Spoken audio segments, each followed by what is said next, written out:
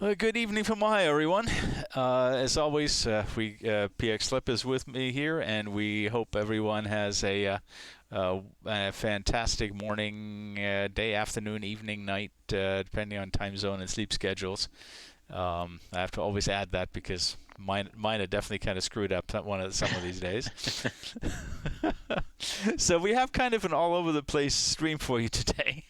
Lots of different things.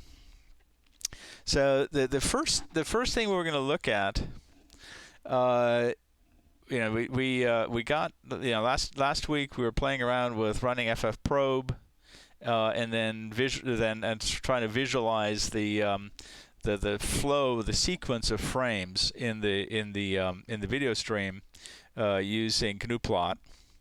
And so in a minute here, or a couple minutes here, pxslip is going to show us what he's been trying to build, an integrated tool that sort of does that. Of course, what I did last week was, I dumped the ffprobe output to a file and then ran GNU-plot against it. So one of the puzzles I haven't solved yet, but I wanted some information to try and see if I could maybe solve them. I can't quite correlate file size and codec settings. I mean, I have had, and I think so. You remember we talked about this sort of off stream weeks ago when we first started playing with this stuff. I've been able, I've had instances where I use a video editor to trim a video. So I'd chop off, until I got smart and hit recording right before I actually go live. I had to go in and just chop off, 8 minutes from the beginning of the stream, so you wouldn't have to scroll 8 minutes forward on YouTube. So I chopped that off, maybe make a couple other changes. I saved the file. It's now twice the size it was before, which makes absolutely no sense. I've used ffmpeg to try to reduce the file size, and I can't correlate as much as I think I'm making choices that should reduce the file size, and by implication, presumably the bit rate, the streaming requirements. Sometimes I end up with a file that is bigger than the previous one, even though I've downgraded what I thought was the quality. So the stuff, I'm still having a hard time wrapping my head around some of this stuff. So one of the things that I wanted to do, and so we'll start there, is I decided I really wanted to.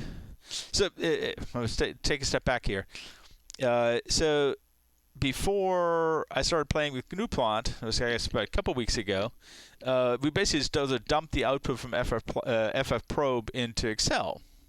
And so it occurred to me that, again, in Excel, if you deal with thousands of frames, or potentially tens of thousands of frames for longer videos, I certainly don't want to mess with the stuff in Excel. But thinking about sitting in Excel, I could basically compute things like, what's the average size of the iframes, or what's the what is the overall average frame size? Is the bit rate, of course, sort of computes as the overall size divided by time of the file, but I just don't know what makes that up. And I'm thinking maybe if I'm making certain codec choices, it kind of brings the bit rate down, but I can't figure out how it makes the bit rate go down and the file size go up. I mean, there's just something is just kind of weird there. Yeah. So so I figured, it might be interesting to sort of get something that is not as fine-grained as the size of every frame, but but sort of logically maybe grouped together a little better. And I have no idea if it's going to explain anything. I haven't gotten that far yet because I was just building that tool today. Before I start, I'm going to grab my tablet here so I can draw on my Jamboard without driving myself crazy. Trying to draw on a mouse, which I can't with a mouse, which I'm not very good at. So let me bring that up. Where are you? Right. So, oh, where am I? There. So one of the things that I think is reasonably universally true, although again, it's been kind of interesting once I start running this against, against other files and other with other encodings in place. I keep forgetting. I've mapped my I have a small. It's kind of interesting. I have a small into Wacom tablet. And even there, I've got the monitor map to only a portion of the tablet, so I don't have to, shoot my wrist all over the place trying to draw things. And then, of course, now the screen, the browser's only taking up a portion of the screen, so I had to kind of get my bearings of what part of the the tablet I'm supposed to be drawing in. So I don't know. I don't know if you know, but I think a lot of codecs, but I'm not sure if all of them follow this sort of general scheme where you have what is called either an iframe or a keyframe. And keyframes are always complete. They're a full an image of they're basically like an image, like a single still frame that is complete. It may be compressed like a JPEG, but it is complete. And then the next several frames are either B frames or P frames, and I'm not enough of. I don't know. I don't remember enough of this. They're both relative. One of these. The B frames require the P frame and the trailing P frame and the preceding I frame. They're bidirectionally interpolated, and the P frames are progressive. So the P frame is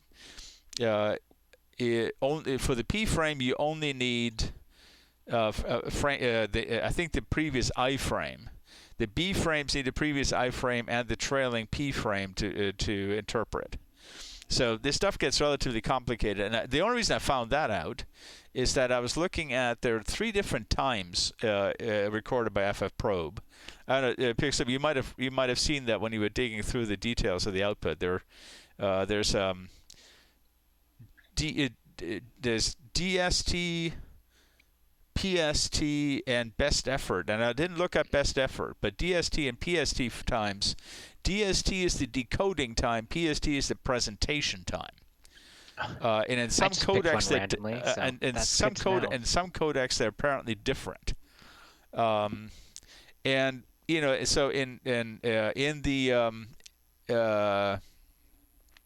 the file we were using, which I think is H.264, at least the one I was using out of OBS, I think it's an H.264 MP4 encapsulated file. I don't know that may. And I haven't. I'm not an expert on codecs, so in that case, I never saw a difference between any of the 3 times, and I'm not sure what that means, but so apparently, I mean, this has some implications for buffering, but I suppose because apparently, if you decode the B frame until you have the P frame, you really can't. You still can't do anything with it. So apparently in some codecs, it makes a difference as to when this guy is decoded relative to when it's actually presented. So this would presumably be when it's presented, but it has to be decoded prior to the B frame. In the output we were playing with, I did not see that. There was no indication of that. So the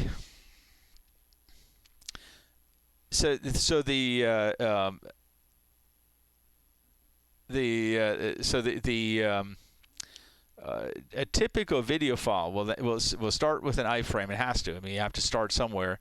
We'll have these incremental B and P frames, and then ultimately end up with another iframe, and then the whole sequence starts over again. And so I think I may be misusing the term, but I've seen the term group off pictures, GOP, nothing to do with U.S. politics. And so it occurred to me that that might not be a bad thing to try, to see if I could analyze what these groupings looked like and what was going on, how big they were, what the rates were, how big, how many frames, how many bytes, that sort of thing. So so I thought, it occurred to me that it might be kind of interesting to do that. This is not a novel idea, by the way. In one of the books that I mentioned a few weeks back, it talked about some of the paid high-end video analysis tools, and this type of analysis was mentioned in there. Obviously, I'm not particularly interested in shelling out $1,000 for a license for some of those, and so I figured I'd kind of write my own, probably with a whole lot less capability than theirs. But hey, I don't need to play the video or let you edit it. I just want to see the numbers. So that's what I've been working on. So let me bring that up and kind of show what that looks like. If I can find the appropriate window here.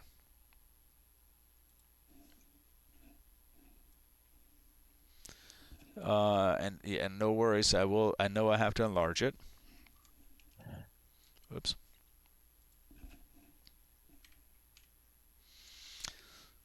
That should be pretty decent, I hope. Hang on a second while the stream catches up, and I will let you know. All right. I appreciate that. Maybe go one more, but you're pretty good right now. You think I can go with this? I think so. Yeah, it's a little smaller, but not too bad. Alrighty, I can pop it up one more. There we go. Let's see. I think I can give myself a little bit of space here, without putting it over your face, or under your face. I think it would put it underneath you. There we go. That'll work. All right. Yeah, we can make this a little bit smaller for now. So. So big disclaimer, my Python got super rusty. I spend way too much time figuring out how you buy paper clips when you're employed by a public university in the state of Ohio, and trying to fill out form 735/19/75 in triplicate, whatever. It was. Yeah, I was way too much of an administrator. So I had to look up some pretty damn basic stuff just to be able to cobble together a Python script. But anyway, so this is my main. So this is the main function, and oftentimes I don't play this little game with running the distinction between running the script. A lot of times my scripts are meant to just run. I never import them anywhere else. They never become modules somewhere else. This one, for various reasons, including the conversation we had about unit testing. I thought I'd go ahead and set this up in such a way that I could actually import this into a test harness and run some unit testing on it just to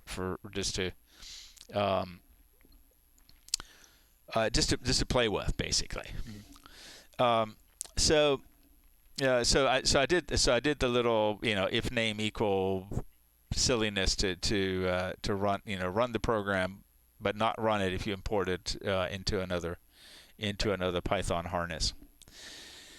Okay, so and you'll see in pxslip did a much more much nicer. It created a much nicer version of this. So my intent was just to run this command with the video, not the video file, obviously, with the ff probe output file on the command line. So I just used the system argv construct to get at that. There are much nicer, user-friendly ways of doing that. I didn't use any of those. I'm basically this thing will basically crash and burn right now if I forget to put the file name on the command line. I'll fix that eventually. I like to put lots of print statements in initially just so I know what the heck my program is doing, especially when I haven't programmed in a while. So this got a lot more interesting than it should have been. All right, so so what I'm doing is I open the file, and then my intent is to loop over the content of the file and basically work with the content as it comes in line by line. That wasn't working so well. I was getting, basically, all of the things obviously I need to do, and that sort of shows up down here. One of the things I need to do is compare the FF probe output with the basically I need to identify what frame type I'm looking at. So I had this comparison, right? Checking if this is an iframe. And by the way, so I kind of used one of the normal FF probe outputs to give myself a cheat sheet of what was actually in the file. And the file itself, of course, looks like this.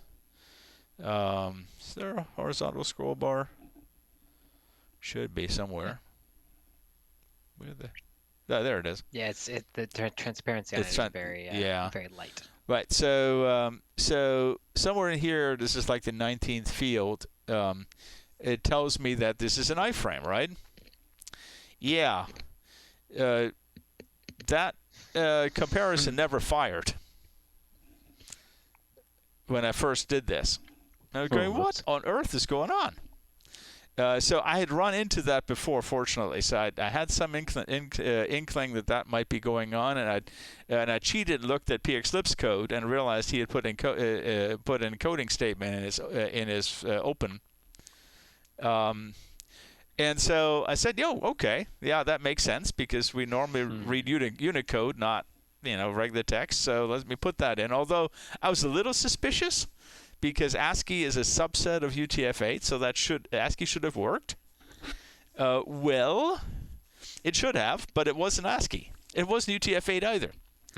The output. So if you remember, the output I have is produced by FF probe, and then picked up by the outfile commandlet of PowerShell, and dumped to a file.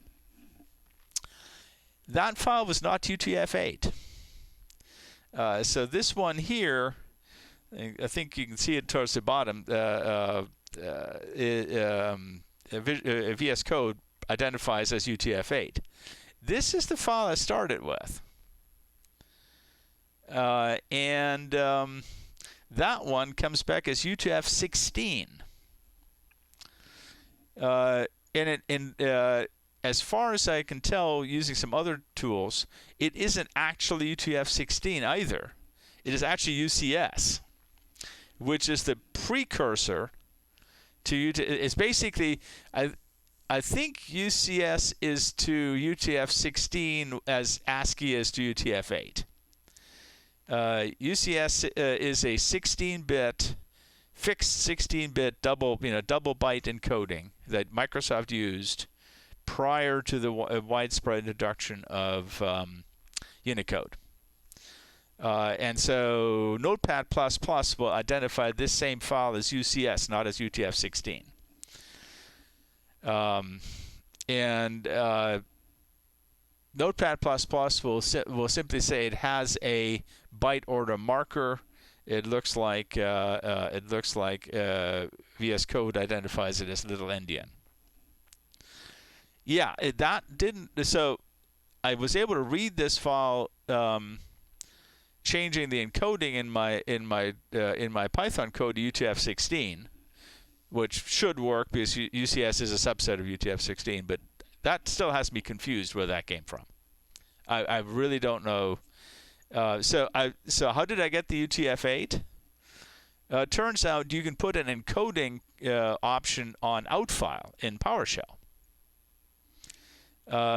Now, if you set that to UTF-8, you get UTF-8 with a byte order marker. If you set it to ASCII, you get what VS Code sees as UTF-8. because ASCII is a subset of UTF-8. Have I confused anybody yet? Everybody yet? So UTF-8 will read an ASCII file. It's the short version of this. So that was kind of exciting. And how did you end up with it? I mean, I know you used UTF-8 from the get-go. How did you end up with UTF-8? I have no idea. Well, you were running the subsystem in the Windows subsystem for Linux. So the differences that I can think of are I'm running it in WSL, so WinZip subsystem for Linux. So it's running on a Debian instance. I'm not passing it through PowerShell in any way, shape, or form. Mine is directly consuming the standard out from FFprobe. So one of the pieces along the way in that chain worked the encoding for you. Yeah, and I don't know which one it is. So if I'm really motivated enough to want to find out, I think what I might do is run FFprobe on my Linux machine and see what output I get there. Yeah. I suspect that for some bizarre reason UCS is still. I did a Google search and I found some mention of UCS being the default encoding for outfile, but there was also an indication that whoever posted it thought that default had been changed in newer versions of PowerShell. I think it hasn't. I think it is still the default, which is kind of weird because UTF-8 is what I normally run into, just because it's this superset above ASCII. So it's compatible with all the stuff that expects ASCII as long as you don't have any of the non-ASCII characters in there. And if you do, you get some weird artifacts, but it still works for the most part. So yeah, I'm not entirely sure why on earth the default should be 16-bit encoding, but it apparently was. So once I fixed that, I also had a bit of an issue. I'm not entirely sure if, even though it's supposed to, I was getting input records of length 2, presumably because of the carriage return line feed. But ultimately, what I was able to do is just strip the white space off the right side, which I think throws out the extra carriage return. And so I still have basically I still protect my main loop here against reading empty records. So one thing, FFprobe puts there's an empty line at the end of the file, which would definitely cause a problem if I didn't put the protection in there. So I basically introduce a running counter.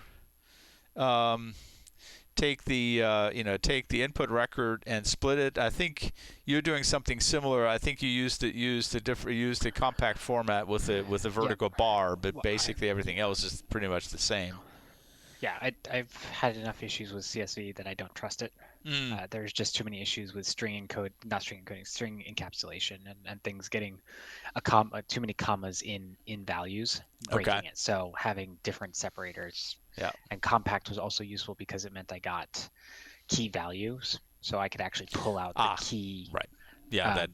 At the same time as the value. Yeah. So we'll see that. We'll see that. We'll take a look at what you did. And then basically I decided to create a couple of classes to store information. One that in essence keeps track of the time, and we were talking about that right before stream started. So FFprobe reports 3 different times. They're all the same in the video files we've looked at, but we have both, I think, used OBS, right, as OBS as the recording system. Yeah, I believe mine was. Yeah, mine was an OBS. So depending on codecs, there's the time when a frame is actually decoded, the time when it is presented to the user, and then there's a third time that I'm able to track down that FFprobe calls best effort time. That may be the latest time at which that frame can be used before it becomes useless, I suspect. I'm not sure. But in our codec, they were all the same. So but I think for my purposes, because I'm looking at this from the network perspective. The decode time for me was the most useful one. So for each frame, I want to keep track of the decode time stamp, the frame duration, which of course we were running a fixed frame rate, so that would always be a 30th of a second, the size in bytes, and the frame type, so I, B, or P frames, typically. And so I've got a little. So I basically, as I'm looping through the file, I use this sort of temporarily store the information and being able to kind of pull it out without having to do that in the main part of my code. And then most of the work is done in the second class. So for each record, I create a new object that ultimately keeps track of the number of B and P frames, although I'm not outputting those right now. The total size of B frames, the total size of P frames, the total duration of B frames and P frames, the size of the single iframe, because what I'm doing is I'm creating one of these objects for each group that starts with an iframe, runs up to but not including the next iframe. The iframe duration, and of course the timestamp. So this again lets me, when I get the iframe, I basically initialize the iframe size, duration, and the timestamp, and then for each subsequent frame, I have a method that updates the bound values inside the object. So that to me, I mean, I'm not going to claim I'm an object-oriented programmer, but I like objects to keep track of. Keep track of these sorts of things, because while they can be a little bit verbose, they also, I think, are sort of self-documenting, so I kind of like them. And then basically I have this I'm going to change right now, because for just a bit to figure out what I'm actually interested in. Right now I have a method in my per group object that basically does the analysis and prints it out. Ultimately, what I want to do is return this, or send it to a file or something.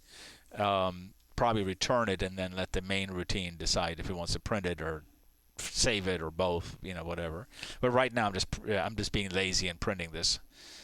So right now what I can see is the total number of frames in the group, the total duration in the group, the total size in the group, and then I can compute the bit rate.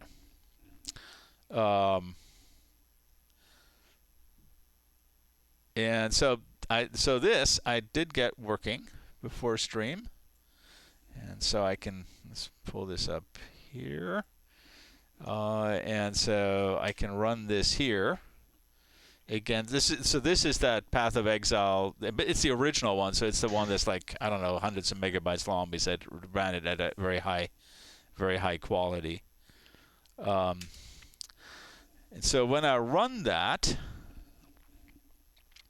what I end up with is and this agrees with what we saw in Excel. So there are 3,470 frames in the video. I found 14 groups, so 14 iframes with trailing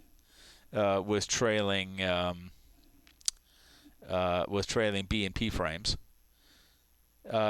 So this gives me some amount of confidence. So what I would need to do now, I think, is go into Excel and sort of hand check a couple of these numbers to make sure that I feel reasonably confident that I'm doing this right.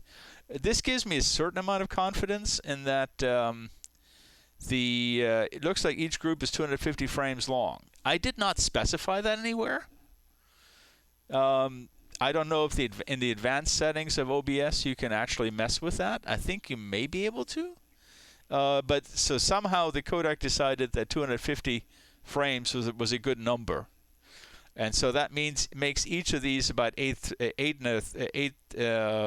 little over 8 8 1/3 seconds long, except of course for the last one, which is a partial group. Let's see, what else did I put out here? Oh, and of course I need to format the stuff a little better. So this would be the total size of the group. And so they do vary. And so this would be the bit rate. So these are about, this is, so this will be what, about 4 megabyte, so this is 4 megabytes. So it'd be like, this was like a 30 megabit per second stream. But so we can see the variation, although it is pretty consistently, except a couple of these blocks are smaller, but most of these things are at or above 30 meg. There's probably I probably wanted. I don't know. What do you think? What do you think? I mean, I think I want to see a bit of. I think I want to calculate something that shows me the variation. Right. So maybe like a standard deviation or something for the intermediate frame sizes. So it'd be kind of nice to know, or kind of nice to know how variable the frame sizes are within a group without actually having to look at all of them. Just sort of see what the variability is. So I don't know if this is going to tell me anything or not, but it's more than I knew before I started. So this was kind of what I was tinkering with earlier today, and I'm going to keep working on this. And as an aside, we're going to jump over there in a little bit. I also pushed this up to the GitLab server. So this is using my GitLab server that I introduced last week as its upstream. So that gives me kind of a nice test case for that. Do you think of anything else I ought to be doing with? I mean, I ought to be doing with this to improve on it generally, other than other. So, I mean, the variability is the only number I could think of right off the bat that I wanted to calculate. After that, I'm going to have to sort of try to run this against different files and sort of see if it tells me anything. Yeah, I'm not sure I do have a great suggestion yet. I don't know enough about what's going to sort of come out in the data. I think starting to pull out this information is going to drive that a little bit. Yeah, so I think this is one of the things that we're going to loop back to on and off, because obviously my my interest in this isn't so much storing video files. I couldn't care less how big they are, but I do care very quickly when you have to stream them. Mm-hmm. Because I need to get them over the network in an acceptable fashion. So I want to understand the sort of the structure of what it is that's actually being transmitted in real time on the network. And so, like I said, I think I need to just run this against a bunch of different versions of. I mean, I created even on stream we created like 2 or 3 different versions of the video file, and I was debating doing that on stream, but I think it would get pretty boring. So I think I'm going to do that offline and kind of see if I can see if this tells me anything, and if it doesn't, if I want to compute other things to get a feel for what's going on. Right, so this is obviously a relatively this is of course a sort of relatively pedestrian way of doing Python scripting. If any of my students are watching or watching the replay of this, when you're running this, you're going to basically run it exactly like I did here. You have to install Python on your platform of choice and run it. The good news is the only thing I need other than core Python is the sys module, which is part of the standard Python install. There's nothing unusual. Requires just a few extras. Right. So shall we take a look at what you've done? You sure we can? I said nothing. let me pop your let's see, pop your screen up here. There you are. All right, so we've got your stream up. So yeah, so I went a slightly different direction than you did. Obviously we were talking about it a little bit where Sure. um, you are pulling in the output from FFprobe, you sort of run FFprobe into a file, and then import that data into your script to sort of do whatever analyses you want on it. I went ahead and started with the assumption that FFprobe existed in the system, so um, am running FFprobe, capturing the standard out from that command, and then piping it to an actual graph. So we'll get there, but that's the output. Mm-hmm. Um, so sort of walk through a couple of things. I was not as good. Mine's a mess and desperately needs a refactor. It is very much prototypical code, but similarly to you, to prevent to make sure that we're doing proper things so we can do some testing. There's that the double check the name and actually execute only if. But unlike you using the sort of the sys module, there's a make life a little easier. There's a CLI framework module is probably what I would call it. That basically says here's the command to call when this gets called from or here's the method to call. I guess Python would call it a function. Here's the function to call when this gets called from the command line. Mm-hmm. I can define all of my arguments, all of the flags, sort of in these attributes on the function. And so it lets me build out a command really quickly that has sort of is self-documenting, right? Right. You've got Um, built-in help and that sort of thing. Yeah. exactly. So sort of really quick through what this does is nothing particularly special. It just checks, hey, I expect FFprobe to be installed already. I'm not going to install it for you. So it does that and Mm-hmm. Mm-hmm. and Mm-hmm. exits out if it doesn't exist. And then the two things it does are fire off a background process. And this took me about a week to figure out because Python is not my daily driver. So threading in Python is more complicated than it probably should be. But hey, um, so all this does is fires off a background thread that is running FFprobe and listens on it. So here's the output from that. I'm passing it the standard out along with a queue. So I have basically just a queue of data that this thread passes data into right here.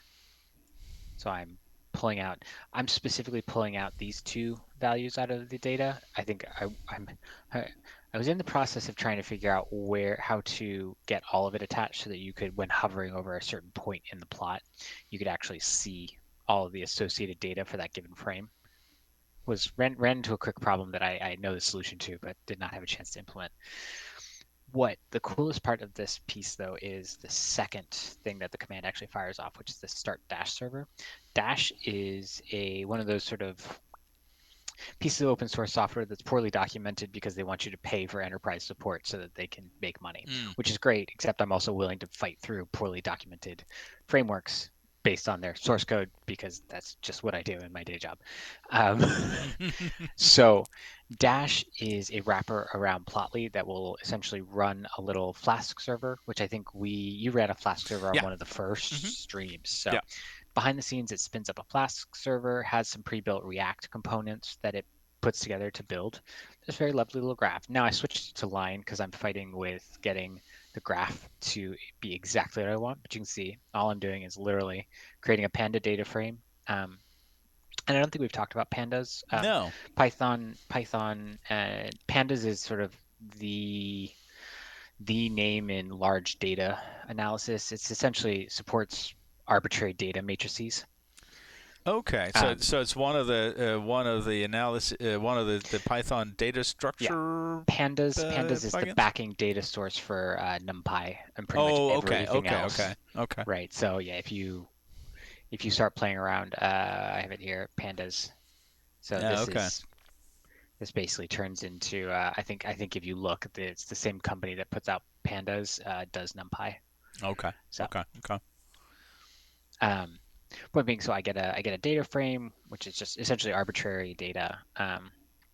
Stuff it into a line graph, and it does all the hard work for me, producing this.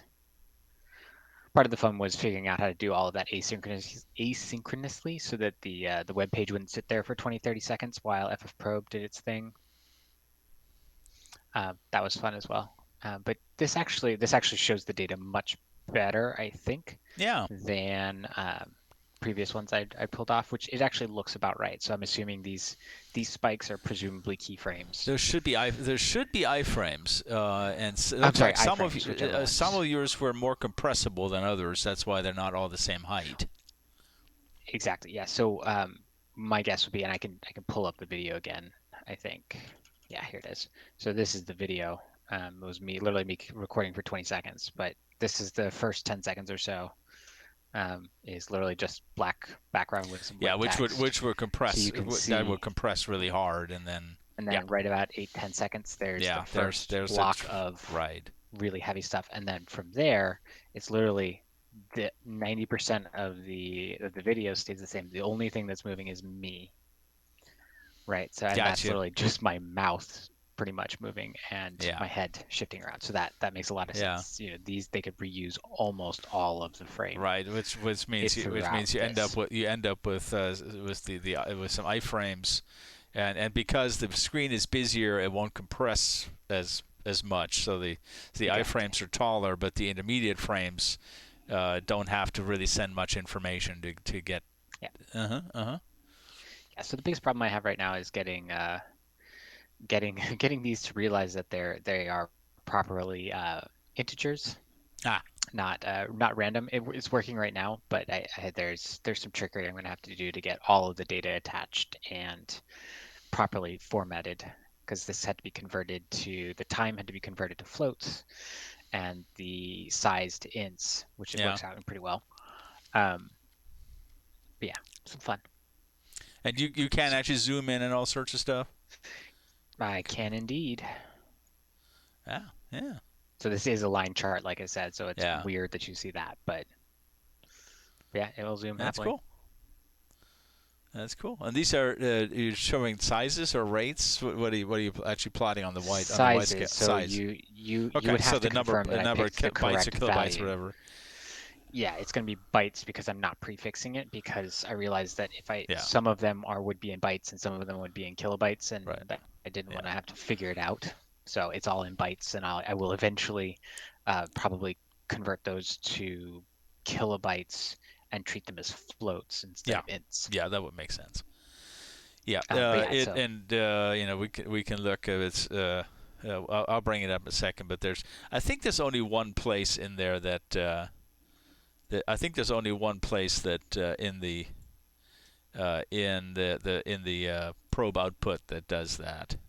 That is the size. Sorry, we're rearranging some things here. From what I could tell, there was only one value that made sense to be size. Let me switch back to my screen here, and I'll bring that back up just briefly. I've got it here somewhere. Oh, there it is. So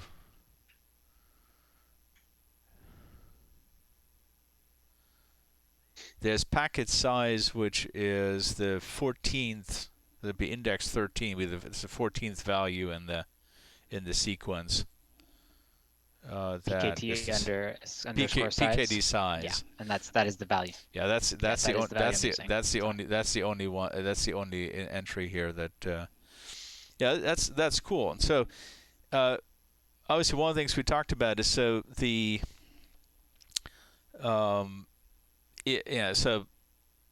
this goes back to the conversation we had last week. So if somebody's a developer or an audio video engineer or something like that, or as a student in my class, and I can tell them to, everybody's listening. I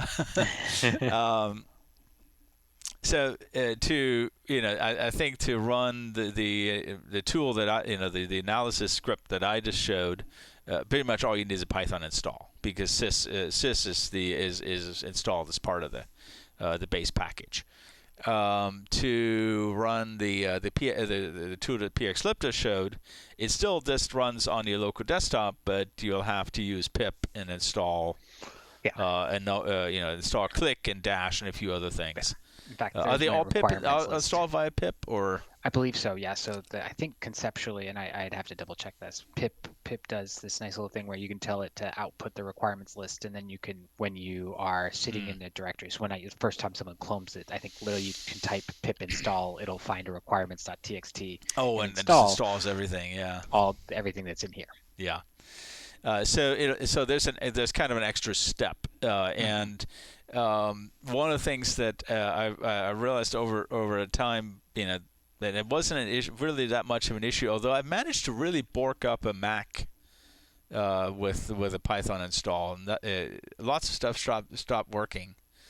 So I had the system Python, and I had a homebrew install Python 3. And at some point, things just went sideways in a very bad way. So the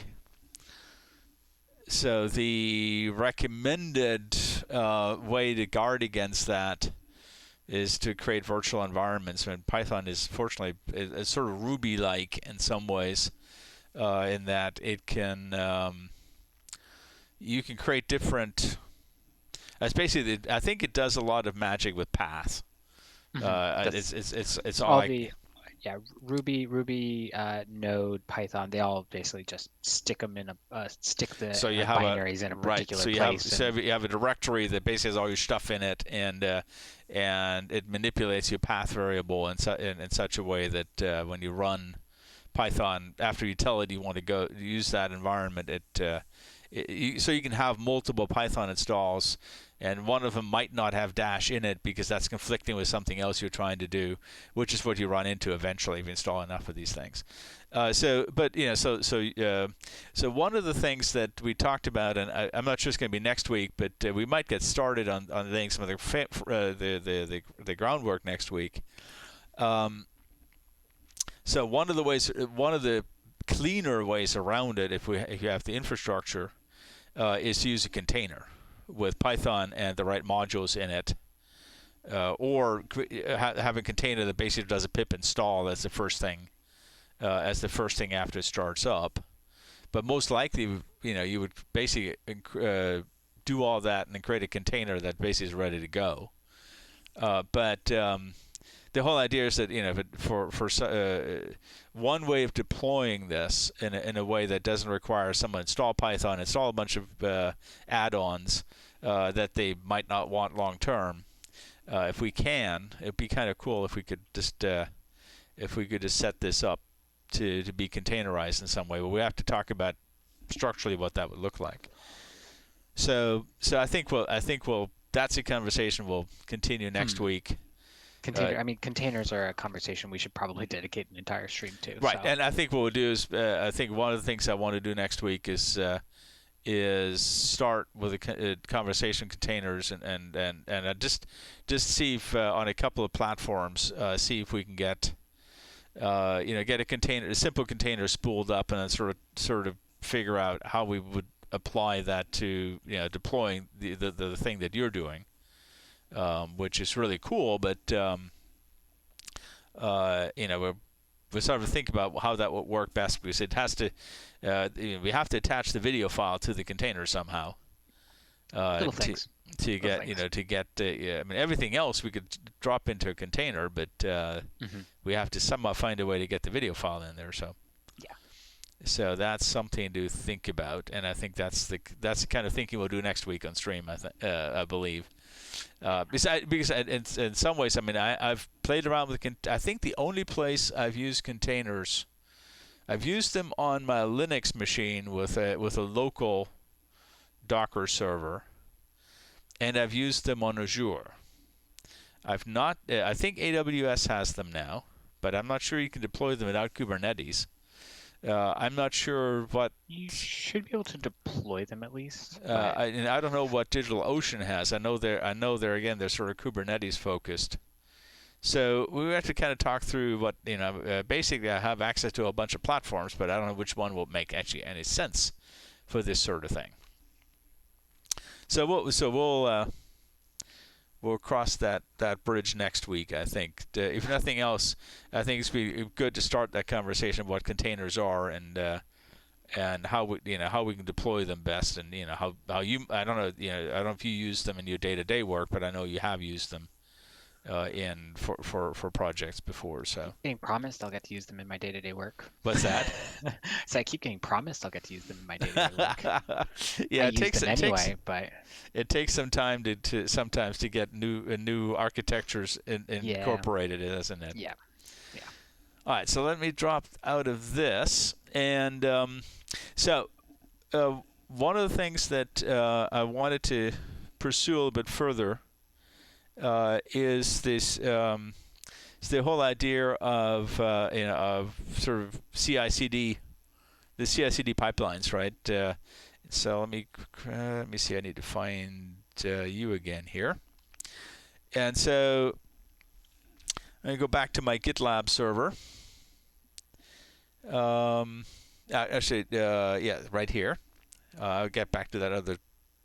So just for fun, what I did is I created a frame info project here, and the let's see if I go to the file section of the repo. There it is. These are pretty much the files that that I just had on screen in VS Code. There's the Python. There's a Python script. My cheat sheet of FFprobe output, and the two data files that I was working with. Right. So let me jump to, let's see. So one of the things that I've played with just a little bit is the fact that GitLab, of course, has a continuous integration, continuous development pipeline system. And so in another project just for testing, I created and I realize I need to make this big. There we go. So this is pxslip. Do you know where did that where did this YAML structure come from? Is that GitLab that started that, or how far back does that go? For CI/CD pipelines, because that seems to be pretty common nowadays. It's pretty standard, and it goes back. I mean, I don't know what BuildBot uses, but it goes back as far as I can. No, BuildBot is Python based. You actually configure it using Python statements. I honestly could not tell you the origin of why YAML was chosen for these config files. Each one has its own sort of format. Yeah. But yeah, YAML is pretty standard across all of them. BuildBot is weird because you're essentially writing meta code that's getting getting pulled into the Python interpreter along with the actual BuildBot code. YAML is what yet another markup language, I believe, is what that comes from. Ah. Well, hello there, Professor Osterman.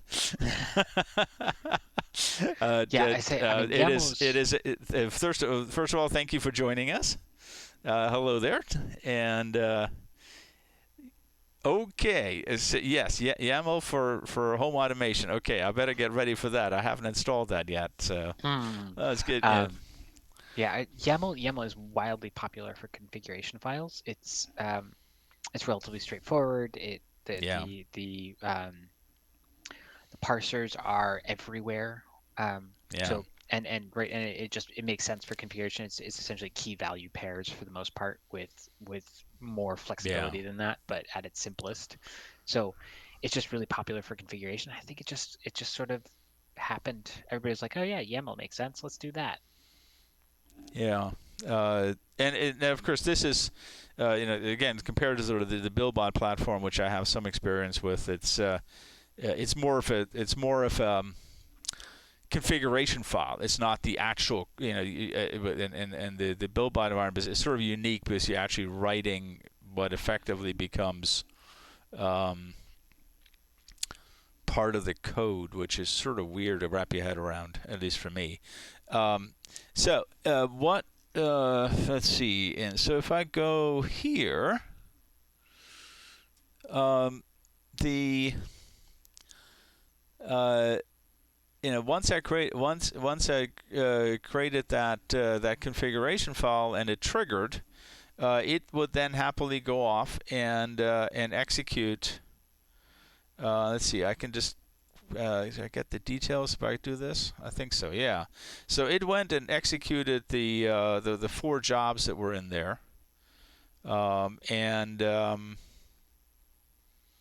think I can go to any one of these and it'll tell me what the output was. And so in this case, basically just this one just had some echo statements in it, so that it didn't really actually do anything. So basically it this should be, if I go back to the repo, this should have been so this should have been part of the this should have been what the output of the build, of what I called the build job. So if I go back here and look at this guy again, yeah. So what it was supposed to do, and what it did, was it pulled the repo and then executed the script that, which in this case, of course, is just echoing some text. And GitLab provides some pre-canned variables that you can use. Right. So the way this works, by the way, is so this is my DigitalOcean configuration where this stuff is running. And so this guy down here, the second one, is the actual server that runs GitLab. So what I did is I created a tiny little virtual machine, and GitLab calls these things runners. So I created a tiny little machine to become the runner for GitLab, and pretty much the let's see. I think I have the command prompt up here somewhere. Yep, I can go here. Need to up the size on this a bit too. So let me log into the runner here. And so this is a stock Ubuntu 20 install, but it does have this. I think is it GitLab runner? Yeah. So the only thing I installed here is this GitLab runner. And one of the things you do as soon as you install it, you register it and basically give it an authentication token that you get from your GitLab instance, so it can basically authenticate itself into the GitLab instance. So that's all there's to it. And so there's my my machine that actually executes these commands. So what I was hoping to do, I'm hoping you could maybe help me do this on screen. So let me go back here and go back to my actual project, this guy here. So let's go to the file section. You're going to confuse me to no end. pxslip a couple of days ago changed the default branch for new repos from master to main. Hello, ODG. Welcome. It's good to see you, as always.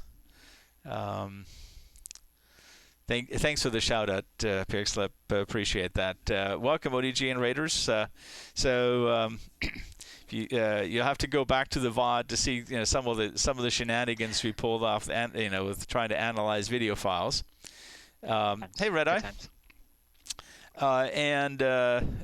So right now we're back in that GitLab instance trying to help me understand. pxslip understands this already. To help me understand the whole pipeline concept of how figure how that works. Yeah.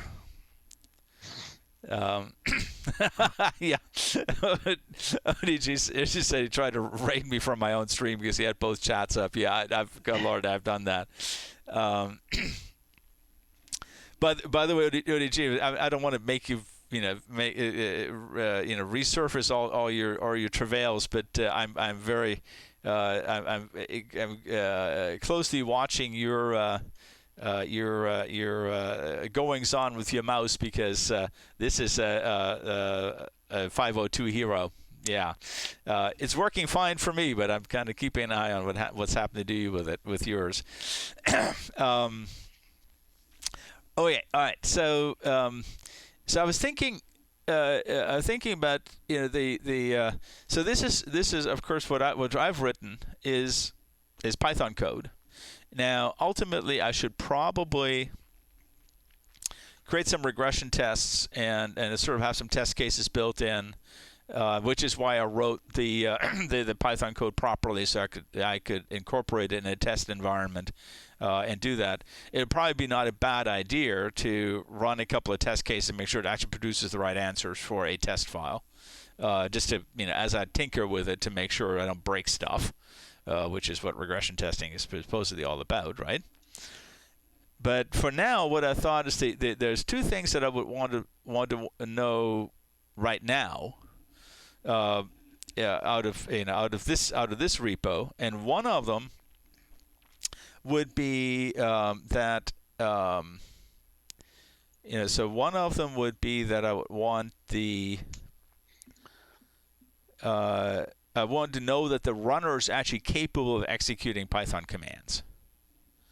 And then the second bit is that I would like for the runner to be able to run my frame info script against my sample input file, and it's basically testing for both sort of quasi compile time and runtime Python errors. So let me see if I can. So what I should do is create let me do this.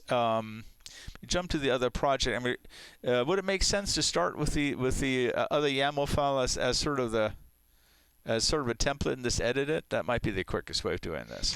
You can do that, or you can actually from the repository you're in, you can actually create the file directly. Okay, it's actually relatively straightforward, and it'll offer you some templates. Show me how to do that. So I'm going to go back to mine. Once my stream comes back, yep. And let's see, I did this yesterday. There's that little plus icon right after the name of the repo, the slug of the repo. Hold on, I need to get to my branch first. Yeah, I say you're in the right place. No, I was on the main branch, not the master branch. Yeah. New file? Yeah.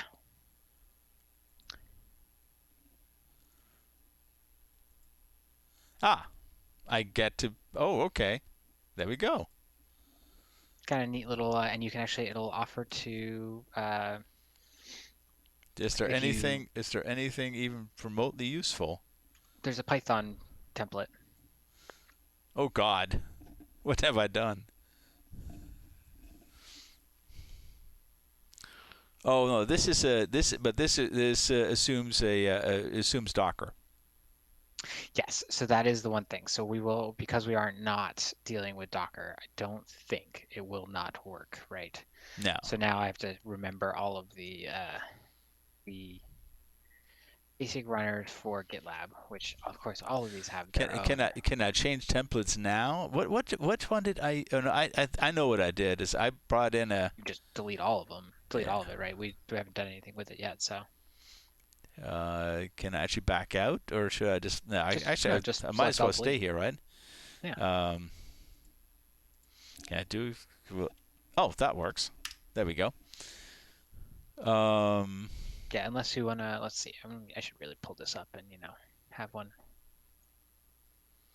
But now, actually, let's see. I bet you I can run in two different windows here, can't I? Mm-hmm. Almost certainly. All right, let's go over here, grab this guy, because that way I can grab bits and pieces out of this guy, right? Because I want to build job. Mm-hmm. Um, let me catch up with chat here real quick. Driving me, yeah, the mouse has been driving you into insanity. Yeah, no kidding. Um, Yeah. So he was asking about can we oh yeah, compile it? can you address that? Can you address that a little It bit? I think is we talked about doable, it a little bit. absolutely. Um, Actually, I'm with you on that one. Control A plus Control delete. A, Yep. screw I do that. I delete. do Yeah, that a lot. yeah, I love I it. do that a lot. So the question was essentially, can we compile the Python script into an executable that can be basically just downloaded, so you don't have to have Python installed? It is doable. It is also a giant pain, like a giant pain, because you have to pull in all of the VS Code redistributables you need. You have to sign it. I will stick with my original statement. Yes, we absolutely could, and depending on how far down this road we go, we may actually go through the hassle of doing it. Although I think a Docker container may be more straightforward in strange ways. But yes, we could absolutely, and that's what good CI/CD pipeline would be useful for. If you're not talking about a web application that is being deployed to a server, but you're talking about a library or a binary, something that you would download, then yes, a good CI/CD pipeline compiles it, generates a binary, attaches it to a release, and someone can hit download on it, right? It's how anytime you see like a nightly binary, that's all automated. Someone's not Yeah, manually running a script every night at midnight, pulling the most recent copy of the repository and generating a binary. yeah, No, that's happening automatically at yeah. midnight every night.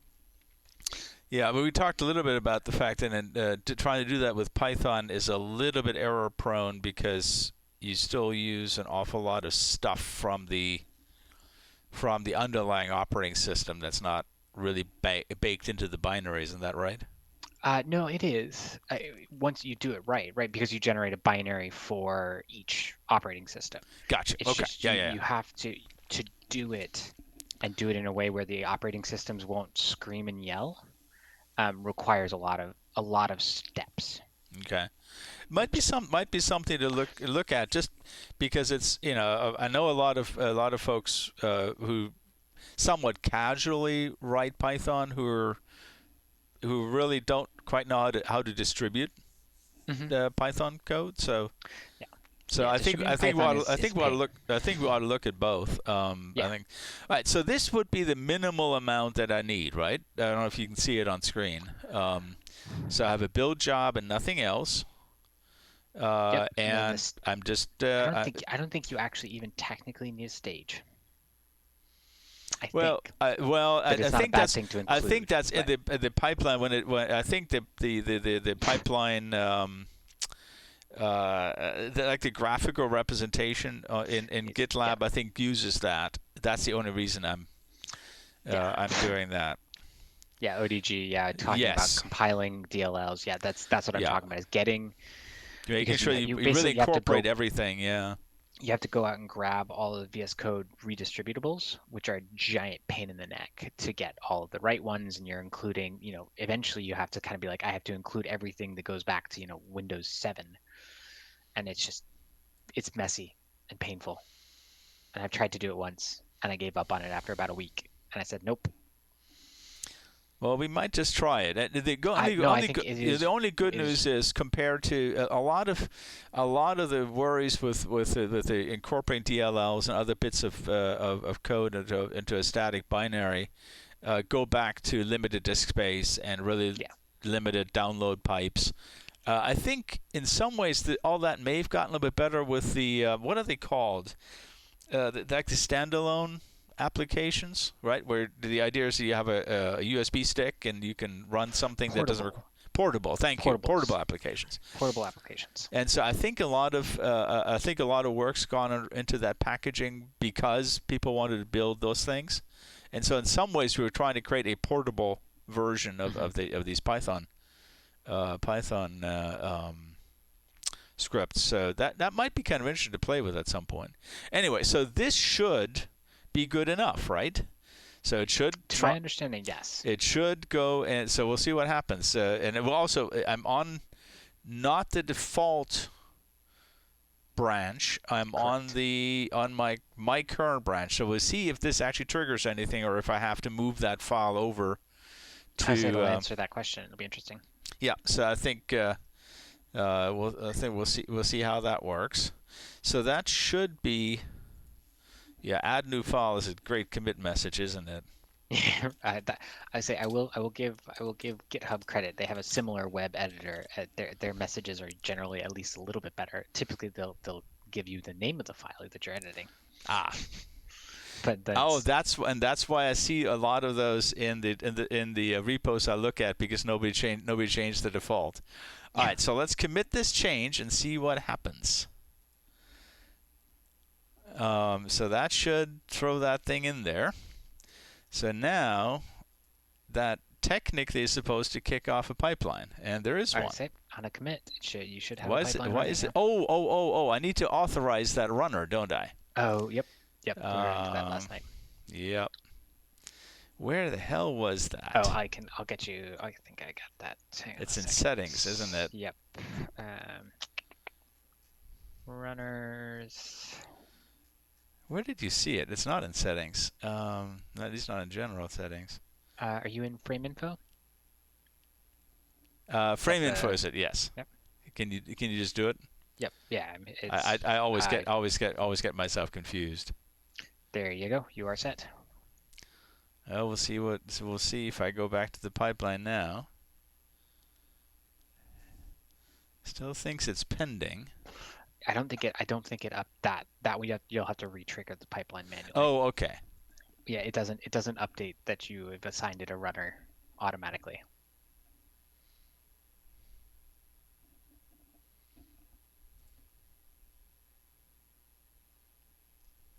Yeah, it's still pending. Let me cancel it.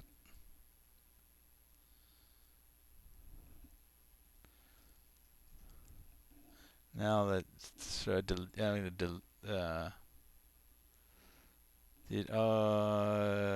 yes, I want to delete the pipeline. That wasn't what I expected.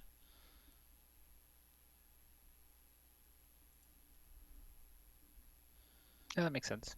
Oh. Really? Did it delete it on me? No, that's a fun one though, because you're not in the. Oh, So on I that would just. I can't see it there. So why can I not? Are you again in the wrong branch? No, I just went to the right branch. It was not checked in domain. Yeah. So first of all, ODG, yes. Yeah. So again, backtracking chat a little bit. Yeah. Odysseus had the same issues distributing a Perl test system years ago, and then rewrote in VB script, right? Yeah. That is an interesting language to have to work in. Agreed. No, GitLab GitLab is basically a self-hosted version more or less like GitHub, but it's able to be self-hosted. And it was not checked. And it was not checked in the main. It was checked in the master on purpose. That did that on purpose. So why? All right, so I should be able to go in here, make some trivial change, and commit it, and that should trigger things again, right? That, or I'm wondering if now that you've selected the branch you're currently on, will it allow you to look at the pipeline and run it? Oh. Nope. Interesting. Okay, that answered that question. It is only at least peripherally aware of the pipeline when it is on your primary branch. Right. Interesting. So yes, I would trigger a pipeline run with a manual commit of some sort. Yeah. Because it would have to you'd have to initiate it from the if you think about it, it has to pull the correct branch. Otherwise, it's not going to be doing the correct test, right? So you have to initiate it from with the branch active that you actually want the runner to test.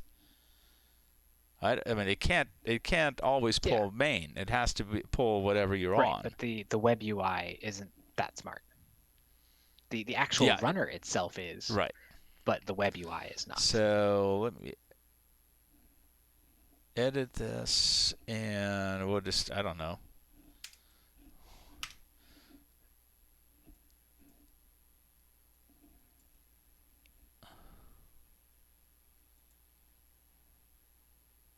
Okay, so I've committed it. So now I should have a pipeline again, right? Theoretically. Yep. Okay, but it's not pending. I expected it to fail. Why would it fail? Because there's no Python on the runner. Ah. I'm smart. That would do it.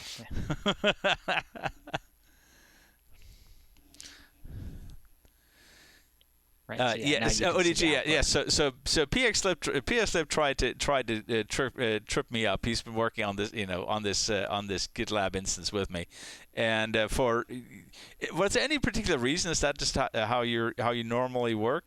For some, he reconfigured the server to make, when you create a new repo, it makes main the default branch, not master.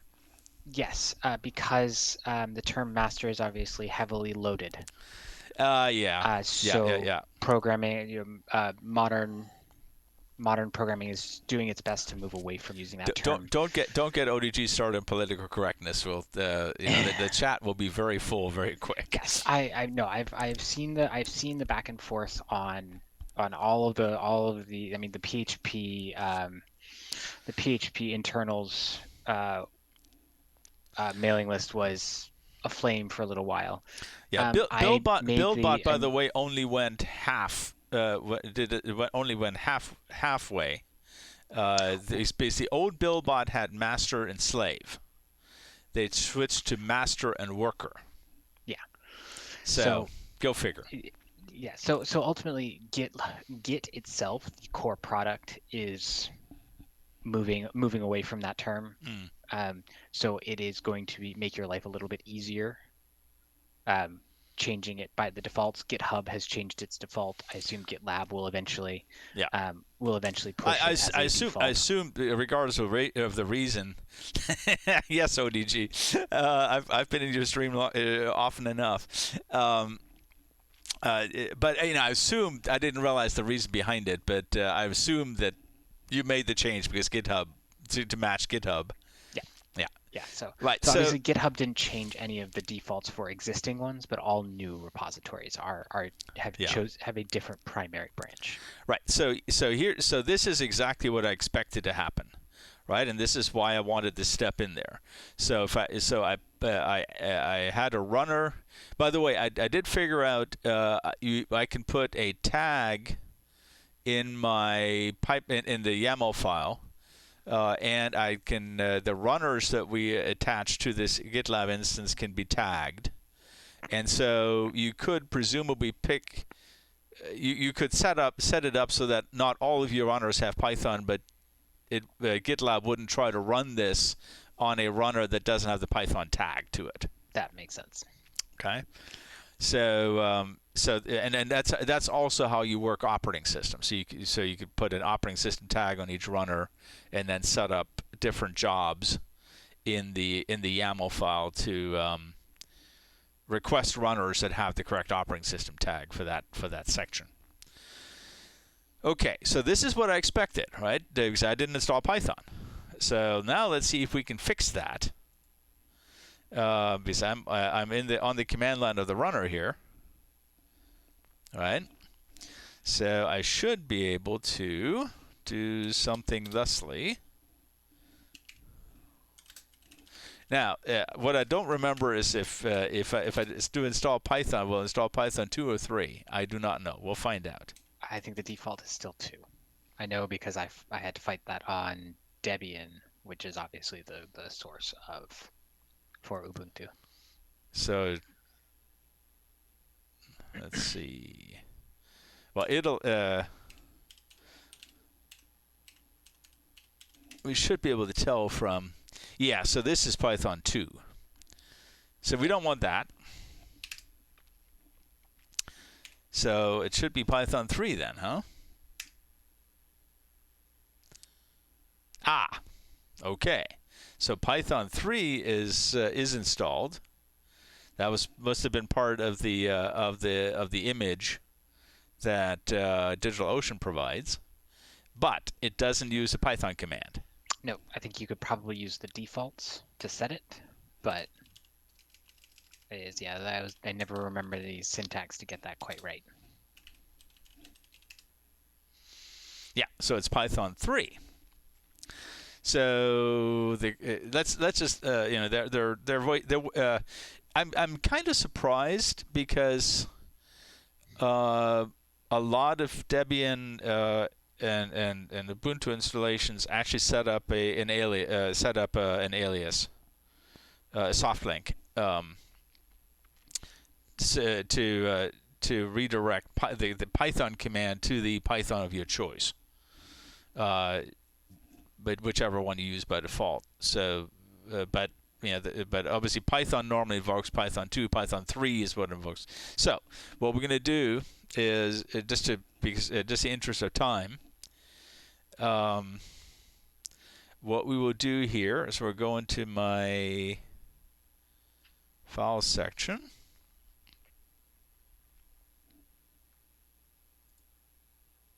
Well, I wish I would remember what branch I'm on. But that would be too much to ask for a web interface, I suppose. Okay, so what we're going to do. So what's the difference between editing and the Web IDE? The Web IDE is actually a little bit more robust. So if you want to try it, you should. It's actually kind of neat. Yeah. ODG. You can. Obviously in the command client or in VS Code, it very much knows what you're on. No, I think he was pointing out, and it may be that this one is probably set this way already, and it just is a different conversation. The default, you can set the default primary branch per repository as well as right. the system Well, level. but what I think what ODG was asking is why does the web interface not realize what branch I'm currently on? And I suspect that's a shortcoming of the web interface, which is really not meant to be the your actual coding environment. Yeah.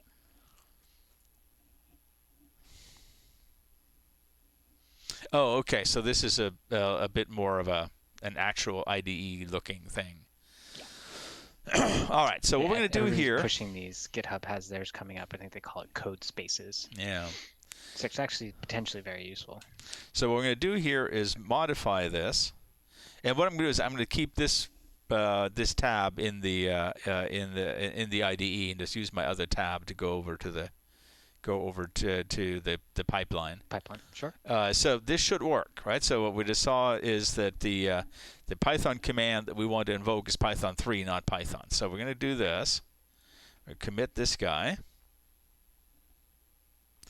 Do I want to start a new commit to master branch? What is a merge request? So it's a pull request, right? Who would I? So I just uncheck that. I don't know what that does. In your case, I would just uncheck. All right. So now let's go back to that project and take a look at our pipelines, and that should have generated a new run. Yep, it did. And this one Should have succeeded. Oh, with ODG on GitHub again. I almost never actually do what I'm doing now on GitHub either. Which is actually editing. I mean, I've browsed a repository and you select the branch you're on, but I've actually never. I mean, this is the first time I've ever tried to edit the content of my repo on a web interface. Can you even edit in GitHub? In the GitHub web interface, I think you can. Yeah. To the editor, they haven't released widely their version of what GitLab's calling the Web IDE. Yeah. But they will. It's actually VS Code based, so We'll see. It could actually be really quite an interesting little experience. Right. So so this did what we wanted it to do. Right. I mean, it now succeeded. So let's do one other thing. We're right about at an hour and a half. So let's do this. Let's go back here. Now, what I want to do is, was that be a test job? Something like that. Sorry, I'm waiting for the stream to catch up. Yeah, so the names are sort of arbitrary, right? So it's just the name you want to call it. But yeah, so yep, I say I like that. Test job, stage test. Yeah, and then however you want to test it. Now, what I'm going to do is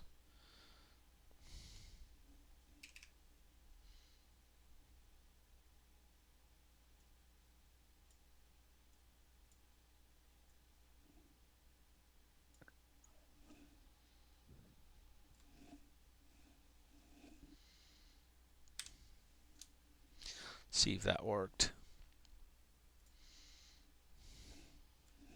Yep. So that should run my script. I think you see it now. That should run my script against that file, and if the runner pulls the repo correctly, that's what should happen, right?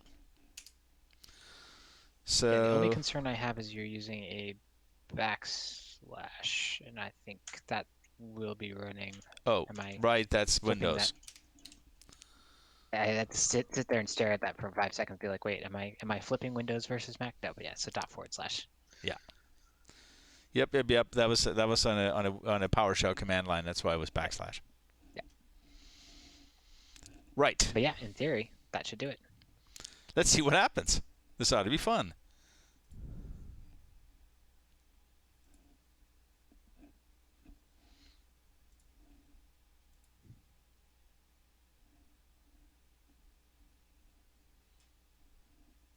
There we go. Let's see what that one's still running. If the build passed, and the second stage is still running, which makes sense. You should be able to monitor the output if you want.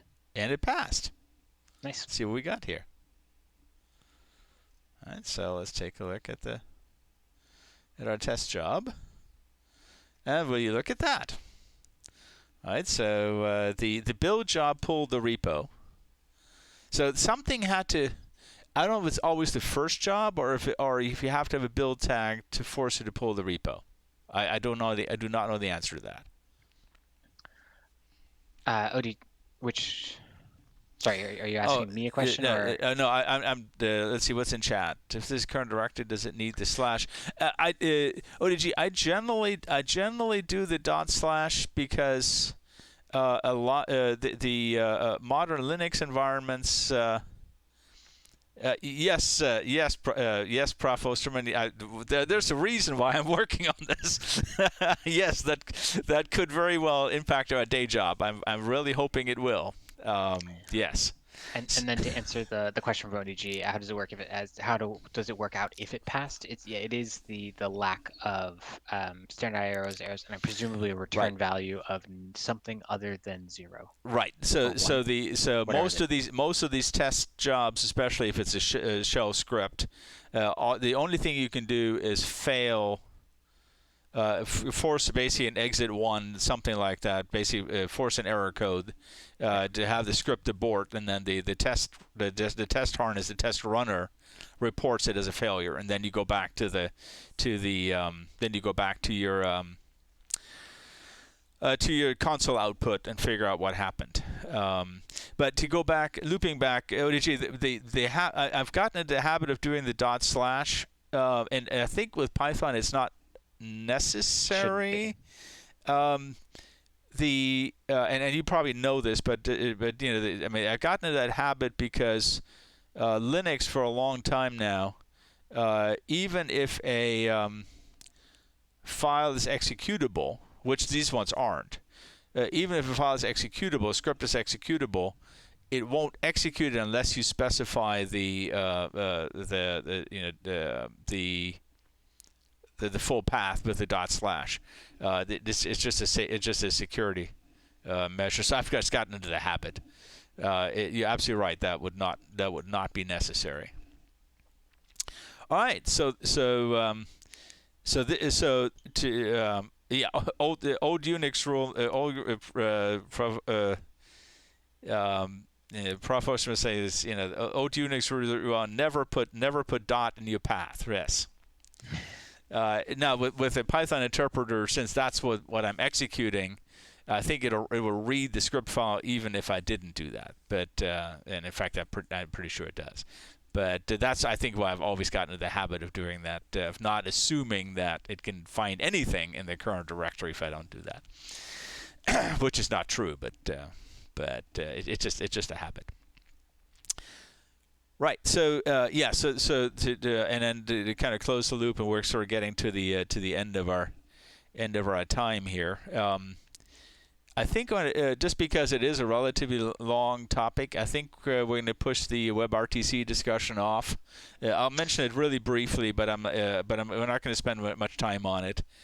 Just because it would push us, way. It would take us quite a discussion as of yet. But to sort of wrap up where this is go, and it kind of goes to ODG's question.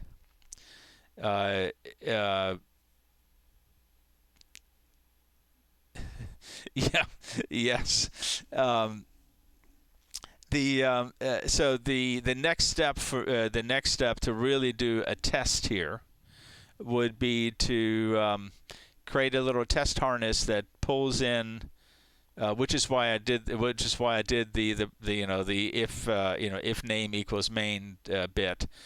So I'm going to do this just because I want to see how it works. So what I would do is create a test program that pulls in my frame info program, and then basically have it run against the. I have to figure out exactly how to do that, but have it run against the sample file, and then use assert statements to basically have the program error out if the result isn't what I expect.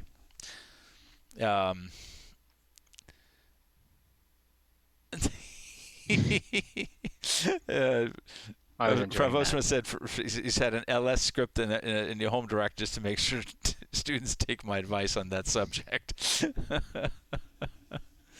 Yeah. Yeah. That makes good sense. Yeah, it's just a good habit to get into is to not rely on anything in your current directory being executed unless you actually actively ask for it, or you happen to be in a directory that's already in the path. Obviously, that's different. But so the next step here would, and this is something that I've been reading up on a little bit, and so I will do that. I'm not sure for next week or not, but really soon now.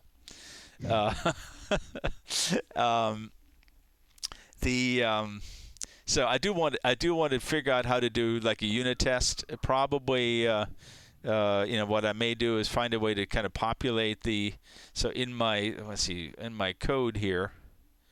What I really want to do is test that these that the methods in my main class in particular is actually doing the right thing. So what I may do is basically process a file down to where I can pickle or whatever it is. I mean, basically I can marshal I can marshal a list of objects, put them in the file, and then pull those up in my test program and just execute the methods. Or just basically do one of them and then execute, do the report function, And so I'm going to play around with that and see if I can get that to something like that to work. Because I've never actually bothered very much with exactly how you do the testing, and so this is becoming, sort of an interesting thing we look at. Right. Yeah, the ODG, the class I'm teaching is full of IT people in the sense of networking, not programming. So while I think nudge them to certainly use and probably write a little bit of Python, that would probably get unless they have previous job experience from the previous jobs, that would probably overtax them a little bit. But it is as you said, as ODG says, testing is a whole course in and of itself, and that is definitely true. So before we wrap up here,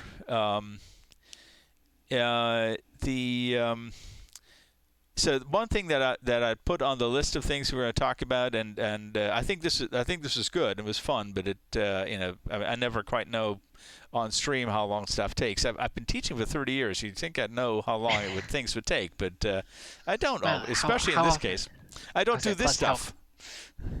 And throw in a bit of a wild card. You have a co-host, if you will, who knows how long I'm gonna add or subtract. That's true. Okay, but just to basically sort of tease next week's one of next week's topics. There was a press release which I don't have up right this minute. They came out. What was it, pxslip? It's a couple of weeks ago, right? Yeah, it can't have been more than. Hang on a second. I have the. That was a couple of weeks ago, basically announcing that W3C. 27th. Yeah, so that'll make about 2 weeks. No, a week ago. They basically announced that the ITF and W3C had published the standards for WebRTC, which I think we talked about maybe in the very first stream a little bit. ODG says times it by 3 for doing it live, then another 2 for my questions. I love your questions. The old Scotty rule, yes. How can you be a miracle worker if you tell them how long it's really going to take? I figured you might get the reference. Oh yeah. So both, I think pxslip and I were pretty confused. Because we both knew that WebRTC had been around for a while. So next week we're going to start here. So WebRTC, which we talked about, it's a real-time communications protocol in web browsers. It's kind of an interesting effort because it's a joint effort between the W3C, which define the browser APIs, and the IETF, which defined all the networking bits. Just to ODG said programmers do the opposite. We give one half the estimate what I think we're better than we are. Ouch. Yeah. Yeah. That one hits close to home. That one hits, doesn't it? Yeah, I've been there too. So done that a couple of times. So so I looked at this, and so this is the. By the way, I ignore the proposed working group. They never edited this page, but this is the RTC Web working group in the IETF that did that work, and they have a fairly large number of documents, many of whom are shown as being published last month in January. And so I'm going to go through this next week and kind of look at the roadmap and look at what, especially on the networking side, is going on, and hopefully pxslip can sort of remind us a bit on what's going on the browser side, and sort of explain some of the stuff that's happening on the W3C side. But just to bring up, so the document, the ITF is.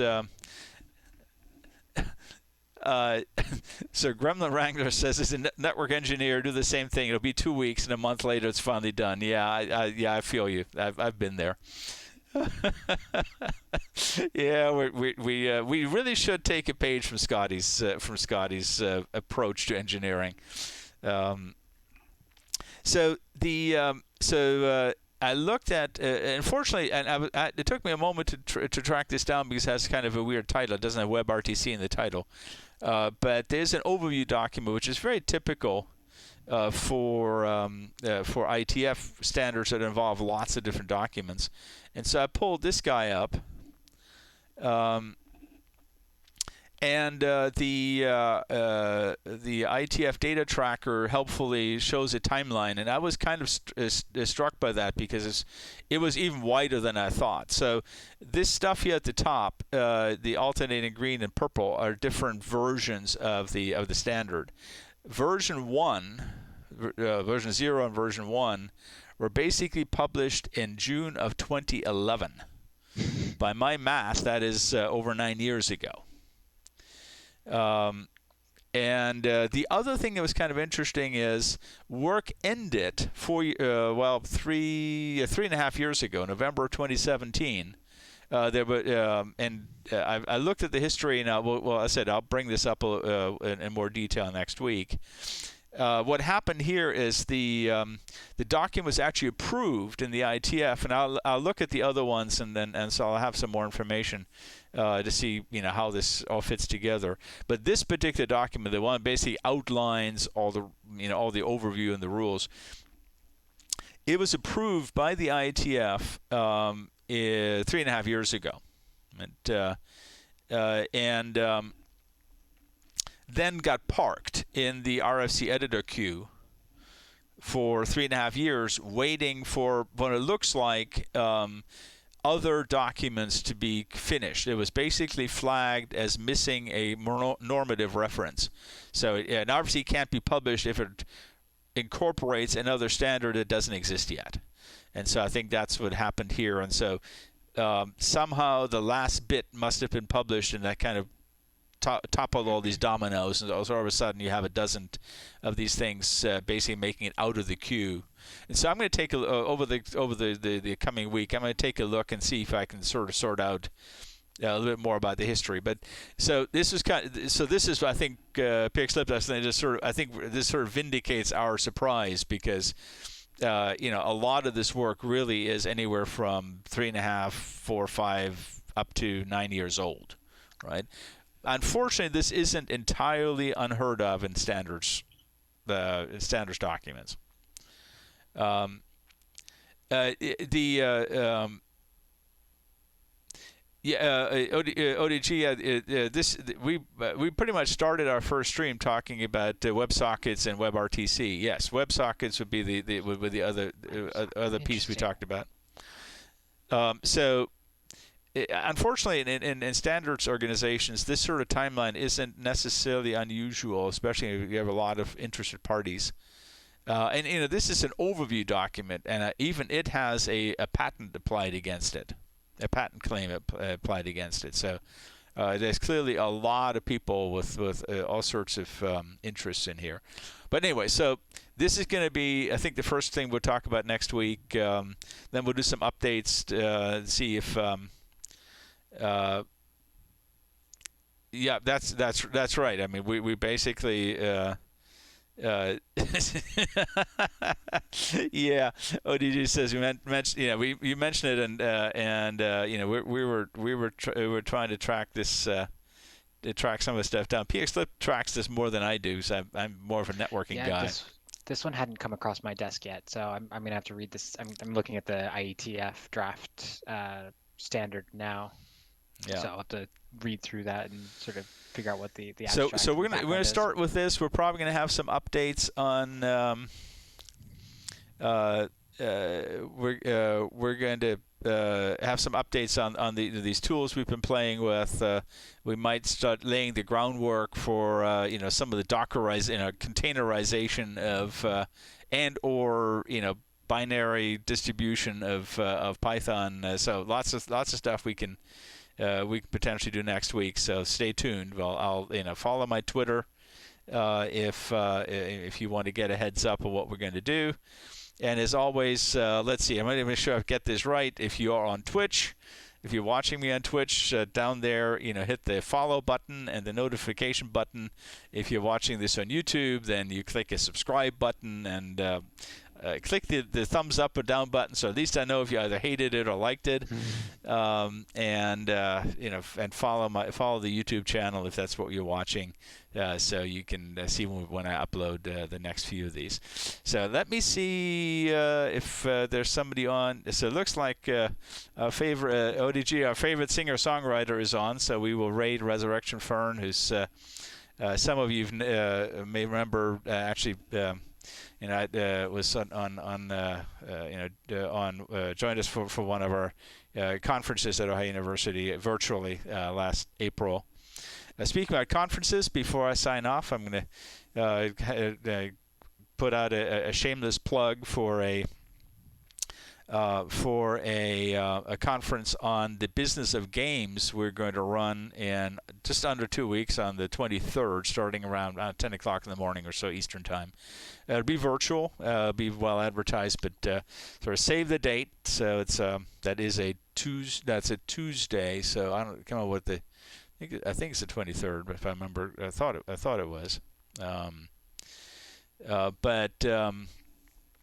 Yeah, so I'll put a link in my channel description, and follow my Twitter. I'll retweet the announcements there as well. But that should be fun. We're gonna look at various aspects of games, and as we move forward through these streams, one of the interests I have, one of the things I would like to do going forward.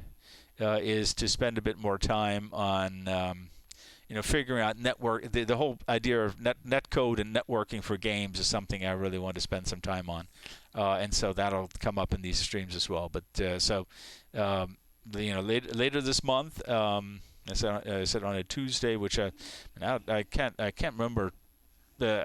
My calendar knowledge is just terrible. So shall we look at February? Yes, it is the 23rd, Tuesday the 23rd, which will be actually it's roughly it's a little over 2 weeks from now. So so reserve that date if you don't mind. So with that, I will say good night. We will start a raid of Resurrection Fern's channel. In Enjoy the Music if you move on along there, and I hope you'll see everybody next week. Have a great evening.